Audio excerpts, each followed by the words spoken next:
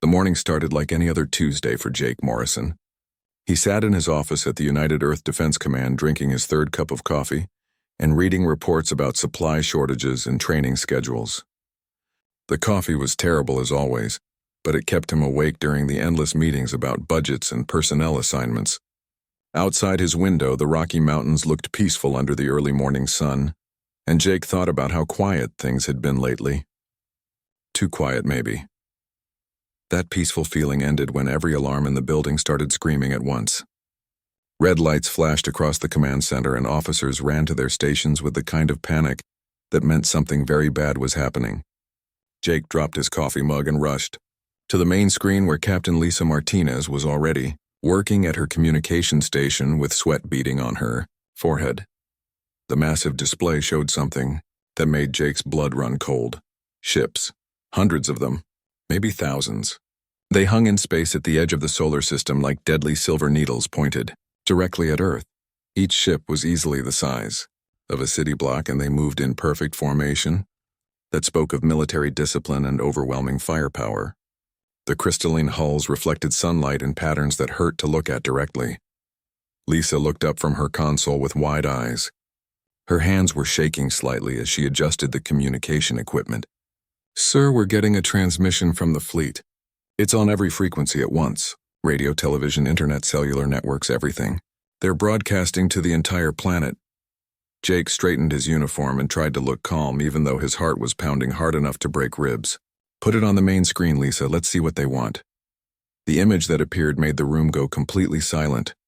The alien was tall and thin with pale blue skin that seemed to glow with its own light. 4 arms moved in graceful patterns while speaking, and its eyes were large and completely black without any visible pupils. The creature wore what looked like a military uniform covered in symbols that probably meant rank or authority. When it spoke, the voice was translated into perfect English by some kind of technology that made the words sound cold and emotionless. "Primitive inhabitants of the third planet from your star," the alien said while looking directly into the camera with those terrible black eyes. "I am Admiral Kethvar of the Zephyrian Confederation Fleet. We have come to claim your world and add it to our growing empire. You will surrender unconditionally within 72 of your planetary rotations or face complete destruction." Jake felt his stomach drop as the alien continued, speaking with the casual tone of someone ordering lunch. "Your weapons are primitive and useless against our technology. Your defenses are laughable compared to our firepower. Your military forces are scattered and weak. We have conquered 47 worlds before yours, and each one fell within days of our arrival. Some tried to fight and their cities burned. Others surrendered quickly and their people were relocated to work camps. The choice is yours, but the outcome will be the same." The transmission showed images of other worlds that had faced the Zephyrian fleet. Burning cities with towers that reached toward the sky now reduced to smoking rubble. Populations being herded onto transport ships like cattle. Military forces that tried to resist being wiped out by weapons that turned entire armies into ash in seconds. It was meant to terrify, and it worked on most of the officers in the room. Admiral Kethvar raised one of his 4 hands and the images disappeared. "You have 72 hours to broadcast your surrender on all frequencies. Any attempt to flee your world will result in the immediate destruction of your entire species. Any attempt to fight will result in prolonged suffering before your inevitable defeat.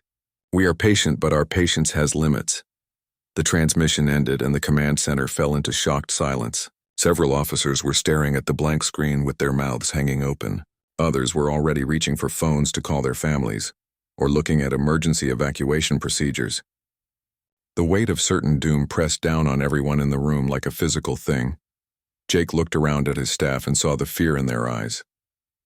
These were good people who had dedicated their lives to protecting Earth, and now they faced an enemy that seemed impossible to defeat. The smart thing would be to start evacuation procedures, or maybe try to negotiate some kind of partial surrender that might save some lives. The reasonable thing would be to accept reality and prepare for the worst. Instead, Jake started laughing. It started as a small chuckle but grew louder until he was laughing so hard that tears ran down his cheeks. The other officers stared at him like he had completely lost his mind. Maybe he had. Maybe the stress of command had finally broken something important in his brain. But the more he thought about the alien's demands, the funnier it became. Lisa stood up from her station and approached him carefully, like she was dealing with someone having a mental breakdown. "Sir, are you feeling all right? Should I call the medical team?" Jake wiped his eyes and tried to control his laughter long enough to speak. "Lisa, they think we're going to surrender. They actually believe that humans will just give up and let them take our planet without a fight. They've obviously never met a human before." Captain Steve Rogers, who ran intelligence operations, looked confused. "Sir, with respect, their fleet could destroy every city on Earth in a matter of hours. Our weapons really are primitive compared to their technology. Maybe we should consider negotiating some kind of terms." That made Jake laugh even harder. "Steve, do you remember what happened when the Japanese attacked Pearl Harbor? Or when terrorists flew planes into buildings in New York? Did Americans surrender then? Did we negotiate terms and give up?" Steve's confused expression slowly changed to understanding. "No, sir, we got angry and fought back harder than ever." Jake nodded and turned to address the entire command center.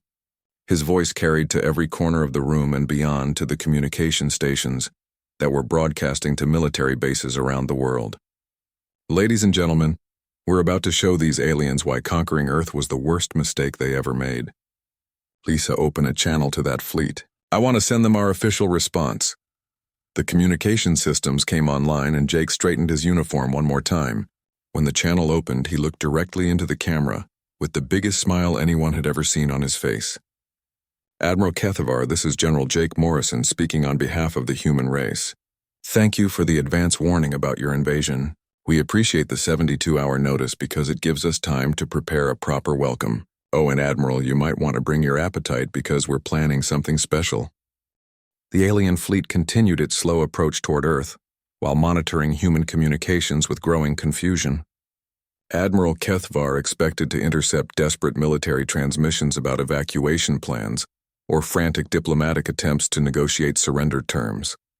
Instead, his communication officers brought him reports that made no sense at all. The humans were broadcasting cooking shows and restaurant reviews across every available frequency.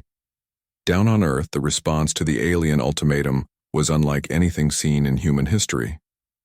Within 6 hours of the transmission, every major city had mobilized, but not for war.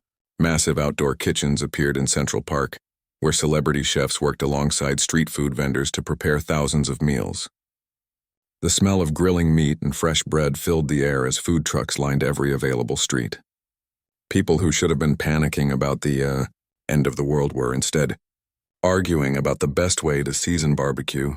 Sauce. Commander Steve Rogers watched the organized chaos from his observation post on Luna Base. Through his powerful telescope, he could see the incredible sight of humanity preparing for invasion by having the largest dinner party in recorded history. Every major landmark on Earth had been transformed into some kind of food preparation area. The Eiffel Tower was surrounded by French pastry chefs making croissants and bread. The Great Wall of China had noodle stands stretching for miles in both directions. The Statue of Liberty looked down on pizza ovens that worked around the clock. Lieutenant Amy Thompson joined Steve at the observation deck with a confused expression on her face. She had been monitoring alien communications for the past several hours, and the intercepted messages made less sense with each passing minute. "Commander, the aliens are completely baffled by what they're seeing. Their scouts report no military buildups, no evacuation procedures, no defensive positions. Instead, they keep mentioning something about humans engaging in mass food production activities." Steve adjusted his telescope to focus on New York, where he could see thousands of people working together to set up what looked like the world's largest outdoor restaurant. "Amy, you've been stationed off-world for 3 years, so you missed some important things about human nature. When faced with impossible odds, we don't panic or give up. We get creative and we get stubborn. And apparently we get hungry." The coordination happening across Earth was remarkable to witness. Every country contributed their best dishes to what was being called the Welcome Feast. Italian grandmothers shared their secret pasta sauce recipes with Japanese sushi masters. Mexican cooks taught German bakers how to make the perfect tortilla, while learning the mysteries of authentic pretzels. Food Network had become the most watched channel on Earth as people frantically learned how to prepare dishes from cultures they had never encountered before. Dr. Patricia Williams worked frantically in her laboratory deep beneath NORAD Mountain. She was not preparing weapons or defensive systems, but something far more important to the success of humanity's plan.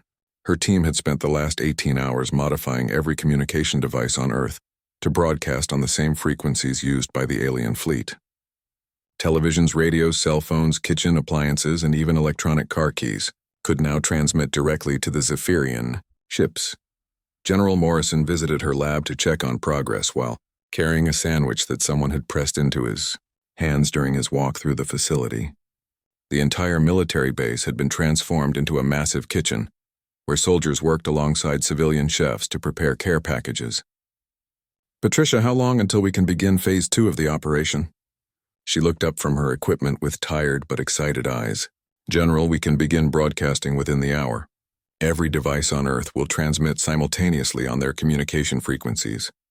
The sheer volume of information should overwhelm their systems, while giving us the opportunity to establish direct contact with individual crew members." Morrison nodded and took another bite of his sandwich, which turned out to be surprisingly delicious for something made in a military facility. "And the care packages are ready for launch?" "Loaded and waiting, sir. We have 10,000 packages ready to deploy from orbital platforms, and another 50,000 being prepared by ground crews. Each package contains food samples from different human cultures, along with preparation instructions translated into 17 different alien languages that our computers managed to extrapolate from their transmissions. The care packages themselves were works of art, disguised as simple containers. Each one was roughly the size of a briefcase, but packed with an incredible variety of human cuisine. There were samples of pizza and hamburgers alongside sushi and curry. Chocolate and ice cream were packed next to exotic fruits and traditional bread recipes. Every package also contained basic cooking equipment and detailed instructions on how to prepare each dish properly.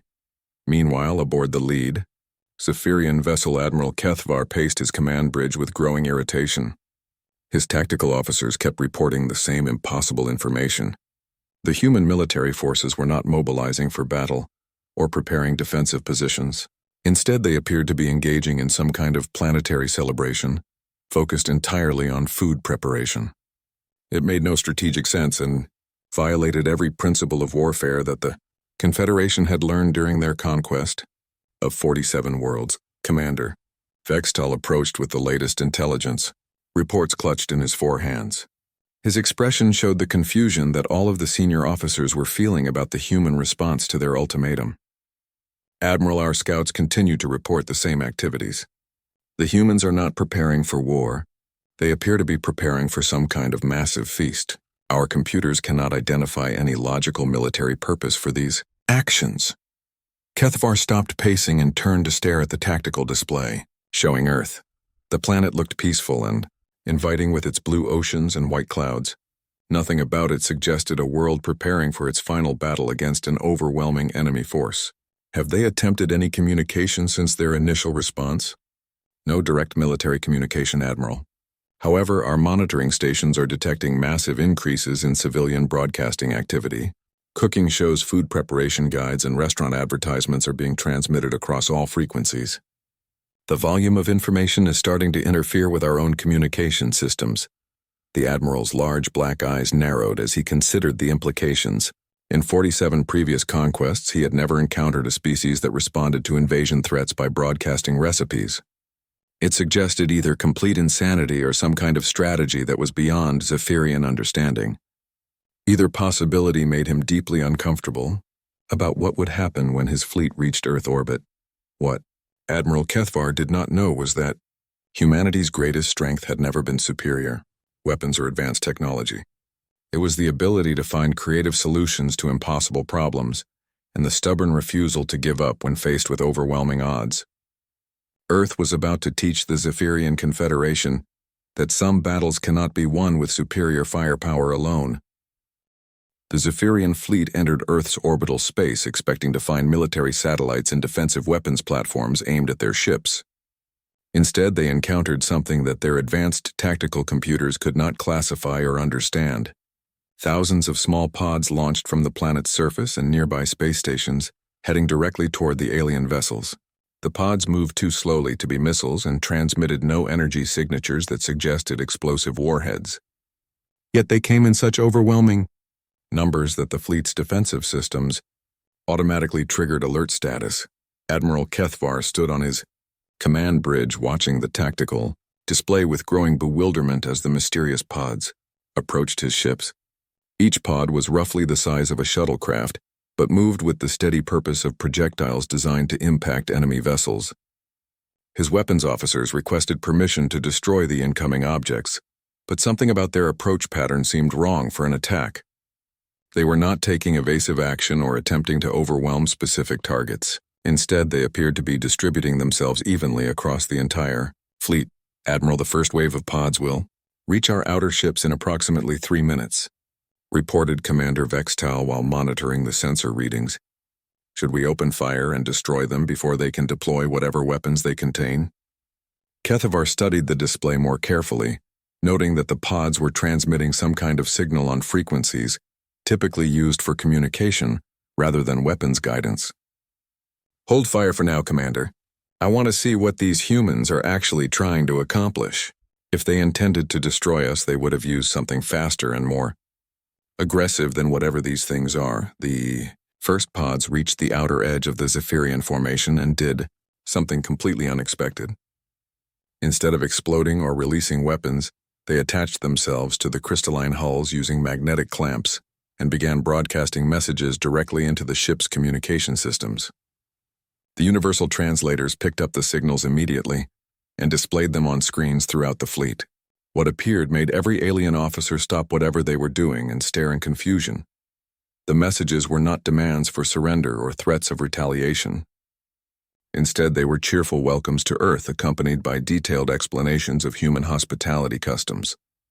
Each pod contained what humans called care packages, filled with food samples from different cultures around the world. The attached messages explained that these were gifts intended to help the aliens feel welcome during their visit to the solar system. Commander Danny Clark piloted his fighter through the chaos of thousands of care packages being deployed to alien ships throughout the orbital zone. His mission was to observe alien reactions to humanity's unconventional welcome and report back to Earth Defense Command. What he saw through his cockpit window was unlike anything in military history. Alien vessels that should have been preparing to bombard Earth were instead being gently embraced by small pods delivering home-cooked meals. "Control, this is Falcon Leader," Danny transmitted while watching a pod attach itself to a massive Zephyrian battleship. "The aliens appear completely confused by our aggressive hospitality.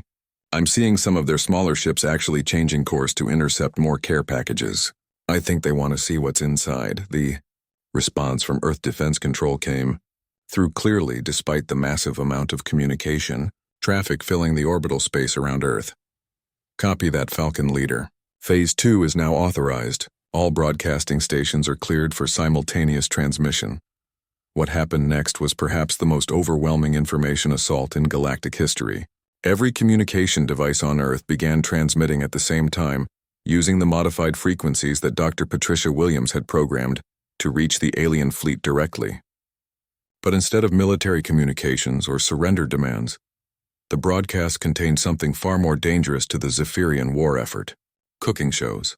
Thousands and thousands of cooking shows in every human language, demonstrating every possible way to prepare and serve food. The alien fleet found itself bombarded with more information about human cuisine than their computers could process or store. Celebrity chef Julia Martinez demonstrated her famous 3-cheese lasagna recipe while explaining the cultural significance of Italian family meals. Master Chef Bobby Kim showed viewers how to achieve perfect Korean barbecue while discussing the importance of patience and timing in great cooking. Grandmother Rose Peterson shared her secret chocolate chip cookie recipe that had won county fair prizes for 30 consecutive years. Admiral Kethvar watched in horror as his disciplined crew began abandoning their battle stations to gather around communication screens displaying human cooking demonstrations. His tactical officer completely forgot about monitoring Earth's defensive capabilities because he was frantically taking notes about something called deep dish pizza. The navigation crew had stopped plotting attack vectors and were instead engaged in heated debates about the proper way to prepare rice. "What is this madness?" Kethvar demanded while watching his weapons officer attempt to replicate a recipe for chocolate cake using emergency rations from the ship's food supply. "Why are my officers watching alien food preparation instead of preparing for battle?" Commander Vextal looked up from a broadcast about barbecue sauce preparation techniques with an expression of wonder in his large black eyes. "Admiral, I believe the humans are attempting to feed us. These care packages contain actual food samples along with instructions for preparation and consumption.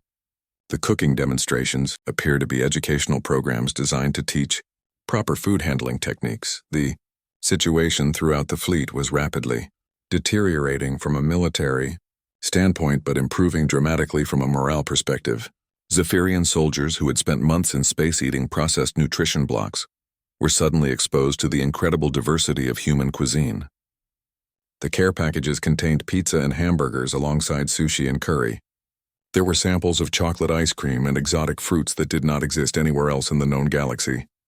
Captain Linda Foster commanded the orbital defense platform that had launched the majority of the care packages now attached to alien ships. She watched through her observation screens as Zephyrian boarding parties completely ignored military targets and instead focused their efforts on investigating the source of something called barbecue sauce.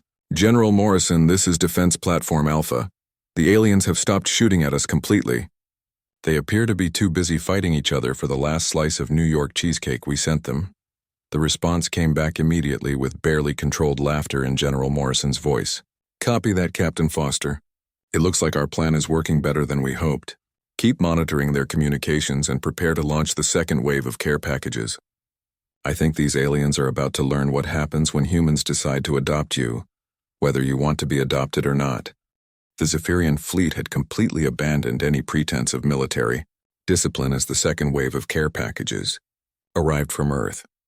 What had started as confusion among the crew members had evolved into something approaching a full-scale mutiny over access to human food samples.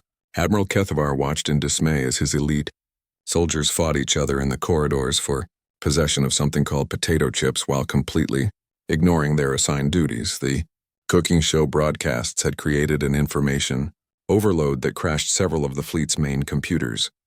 Zephyrian technology was designed to process tactical data and military communications, not detailed instructions, for preparing thousands of different recipes from a species that seemed to view food preparation as both art and science. The universal translators were working overtime, trying to keep up with cooking terms that had no equivalent in any known galactic language. Commander Vextal approached his admiral while carrying what appeared to be a small round object, covered in some kind of red sauce. His uniform was stained with various food substances, and his normally pristine appearance suggested he had been experimenting with human cuisine for several hours. "Admiral, you must try this substance called pizza. It contains multiple food groups combined in ways that should be impossible, but create flavors unlike anything in Confederation records." Kethvar stared at his second-in-command with growing horror. This was a decorated military officer who had participated in the conquest of dozens of worlds and had never shown interest in anything beyond duty and advancement through the ranks. Now he was offering food samples like some kind of civilian merchant at a trade station. "Commander, return to your position immediately and prepare status reports on fleet readiness for planetary assault operations." But Vextal was not listening because his attention had been captured by a new broadcast from Earth showing something called barbecue preparation techniques. The human chef was explaining how slow cooking methods could transform tough meat into tender, delicious meals, while discussing the cultural importance of outdoor cooking in American society. "Admiral, did you know that humans have developed hundreds of different methods for cooking the same basic ingredients? They use fire and smoke and chemical reactions to create complexity from simplicity." Down on Earth, the response was swift and coordinated as every major city launched additional waves of care packages targeted specifically at the alien fleet. The humans had been monitoring Zephyrian communications and discovered that certain foods were causing more excitement than others. Detroit sent packages containing their finest coney dogs with detailed explanations of regional food traditions. Philadelphia contributed cheesesteaks that came with historical information about the city where they were invented. Maine provided fresh lobster rolls along with instructions for proper seafood preparation. The cultural exchange was happening at a speed that would have been impossible under normal diplomatic circumstances. California sent avocado toast and explanations of health-conscious eating trends. Louisiana contributed jambalaya with lessons about how different cultures blend together to create new traditions. Texas provided barbecue ribs that came with passionate arguments about the superiority of different sauce recipes. Captain Linda, Foster watched from her orbital platform as alien boarding parties completely ignored potential military targets in favor of investigating the source of something called chocolate cake. The Zephyrian soldiers had discovered that human desserts contained substances that created pleasant chemical reactions in their alien biology. General Morris and the aliens have established what appears to be a black market trading system for access to our care packages. They're using their military equipment as currency to buy food samples from each other. The situation had evolved beyond anything that military planners could have anticipated. Zephyrian crews were abandoning their battle stations to form cooking clubs, where they attempted to recreate human recipes using whatever ingredients they could find aboard their ships. The results were often disasters, but the aliens seemed to enjoy the process of experimentation more than they cared about success or failure. Dr. Patricia Williams monitored the communications traffic from her laboratory beneath NORAD and reported to General Morrison that the alien fleet was experiencing what could only be described as cultural shock. General, their military command structure is breaking down because officers and crew members are more interested in food preparation than following orders. We're intercepting communications about recipe exchanges and cooking competitions between different ships in their fleet. The broadcasts from Earth had expanded beyond simple cooking. Demonstrations to include cultural education about the role of food in human society. Aliens were learning about family traditions passed down through generations and regional specialties that reflected local geography and history. They discovered that humans used meals as opportunities for social bonding and that sharing food was considered one of the highest forms of hospitality in most human cultures. Admiral Kathvar tried desperately to regain control of his fleet, but found that his authority meant nothing when competing against the appeal of fresh-baked cookies.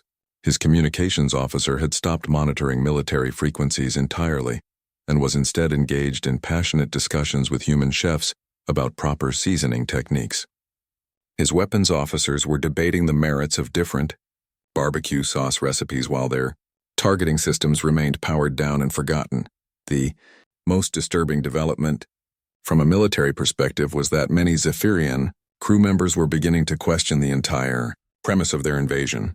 If humans were willing to share their most precious cultural treasures with potential enemies, then perhaps they were not the primitive, aggressive species that Confederation propaganda had described. The food samples demonstrated a level of creativity and cultural sophistication that challenged everything the aliens thought they knew about Earth civilization. Lieutenant Colonel Paul Anderson had been appointed as head of the newly created Department of Interstellar Culinary Relations and was coordinating humanity's response to what had become the strangest first contact situation in history. General, we're receiving direct communication requests from individual alien ships asking for specific recipes and cooking advice. They want to know how to properly prepare pasta and whether pineapple belongs on pizza. General Morrison laughed as he read the reports coming in from around the world. Humanity had not fired a single shot at the alien invasion fleet, but had managed to completely neutralize their military effectiveness through the simple act of sharing food. Paul, I want you to coordinate with every major restaurant and cooking school on Earth. If these aliens want to learn about human cuisine, then we're going to give them the complete education. And make sure someone teaches them about coffee because I have a feeling they're going to need it. The war that was supposed to end with Earth's destruction instead ended with the strangest medical emergency in galactic history. Within 12 hours of receiving human care packages, the entire Zephyrian fleet was experiencing what their doctors could only describe as severe digestive distress. Alien stomachs that had evolved to process simple nutrition blocks were completely overwhelmed by the complexity and richness of human cuisine. Every ship in the fleet had become a floating hospital treating cases of what humans would recognize as food poisoning on an unprecedented scale. Admiral Kethvar lay in his medical bay clutching his stomach and wondering how his mighty invasion force had been defeated by something called ice cream. The ship's doctor had explained that Zephyrian digestive systems were not designed to handle the dairy products and complex sugars found in human desserts. Yet despite the intense discomfort, he found himself craving more of the strange frozen treat that had caused his current misery. Dr. Patricia Williams received urgent communications from the alien fleet, requesting medical assistance for their crews. The messages were transmitted alongside desperate pleas for more food samples, which seemed contradictory given their obvious digestive problems. General Morris and the aliens are asking for help with what they describe as severe stomach pain, but they're also requesting additional pizza and chocolate supplies. I think they're addicted to our food despite the fact that it's making them sick. The human response was immediate and compassionate. Medical teams prepared care packages containing stomach remedies and digestive aids, along with instructions for gradually introducing rich foods to sensitive alien biology. Earth's best doctors worked with nutritionists to develop meal plans that would allow Zephyrians to enjoy human cuisine without the painful side effects that came from eating too much too quickly. But something remarkable was happening as the aliens recovered from their food-induced illness. The crews who had spent weeks in the cold, sterile environment of military vessels were experiencing emotions and sensations they had never encountered before. The act of sharing meals and discussing recipes had created bonds between individuals who previously knew each other only as rank numbers and duty assignments. They were discovering what humans had always known about the power of food to bring people together. Commander Vextal slowly made his way to the bridge where Admiral Kethvar was attempting to restore some semblance of military order to their mission. His stomach still ached from too much barbecue sauce, but he carried with him a plate of something that human instructions called pancakes. Admiral, the humans have sent medical supplies and recovery meals designed specifically for our biology. They studied our digestive problems and created solutions to help us feel better. Kethvar looked at the plate of food with suspicion and longing in equal measure. His military training told him to reject anything sent by an enemy force, but his recent experiences with human cuisine made it difficult to view these creatures as enemies at all. Commander, we came here to conquer this world, and instead they are trying to heal us. This makes no strategic sense according to any military doctrine in Confederation history. The truth was that the Zephyrian Confederation had never encountered a species like humanity before. Every previous conquest had followed the same pattern of initial resistance followed by surrender or destruction. The aliens were prepared for military, opposition, or diplomatic negotiations, but they had no experience with a species that responded to threats by trying to feed their enemies and make them feel welcome. Throughout the fleet, Zephyrians were making personal decisions that would have been impossible under normal military circumstances. They were communicating directly with human civilians through cooking shows and recipe exchanges. They were learning about Earth culture through discussions of food traditions and family customs. Most importantly, they were beginning to question whether conquest and destruction were really necessary when friendship and cooperation seemed like better alternatives. Captain Linda Foster reported to Earth Defense Command that several alien ships had requested permission to land on Earth for what they described as cultural exchange visits. General Morrison, they want to visit our restaurants and cooking schools. Some of them are asking if they can learn to prepare human food properly so they can teach their families back home. The situation had evolved far beyond military conflict into something resembling the largest diplomatic dinner party in history. Human chefs were providing cooking lessons to alien crews, while Earth's restaurants prepared special menus designed for Zephyrian biology. The invasion fleet that had arrived to destroy human civilization was instead becoming students of human culture. General Morrison stood in the newly established Cultural Exchange Center in Geneva, watching Admiral Kethvar attempt to flip pancakes under the patient instruction of a local chef. The alien admiral was wearing an apron that said "Kiss the Cook" over his military uniform, and seemed to be enjoying himself despite his obvious inexperience with human cooking techniques. Admiral, your species came here prepared for war but found something else entirely. What do you plan to report to your superiors about this mission? Kethvar successfully flipped a pancake and smiled with genuine pride at his accomplishment before answering the human general's question. General Morrison, my people have conquered 47 worlds through superior firepower and military strategy. We believed that strength and fear were the only ways to build an empire. But your species has shown us something we never knew existed. You have defeated us not with weapons but with kindness. You have conquered our hearts through our stomachs, the Yad. Official end of hostilities was marked not by surrender documents or peace treaties, but by the establishment of the first interstellar food truck, network in galactic history. Earth became the most popular tourist destination in known space not because of its military might or technological achievements, but because of its restaurants and the human tradition of hospitality toward strangers. Lieutenant Colonel Paul Anderson cut the ribbon on the new Galactic Culinary Institute, where humans and aliens worked together to develop fusion cuisines that combined the best of both cultures. Ladies and gentlemen and distinguished alien visitors, we are witnessing the birth of a new era in interstellar relations, an era where differences are celebrated through shared meals rather than resolved through warfare. Years later, when military historians studied the conflict, they would struggle to classify what had happened when the Zephyrian Confederation encountered humanity. It was not a victory in any traditional sense because no battles were fought and no territory was conquered. Instead, it was something entirely new in galactic history. It was a conquest through compassion and a victory achieved through the simple human belief that strangers are just friends who have not shared a meal together yet. Admiral Kethvar returned to Confederation space as an ambassador, rather than a conqueror carrying with him recipes for chocolate chip cookies and plans to establish human-style restaurants throughout the galaxy. His final report to the Confederation Council contained a single recommendation that would change the course of galactic civilization forever. He wrote that humanity should not be conquered because they had already conquered everyone who met them simply by being themselves.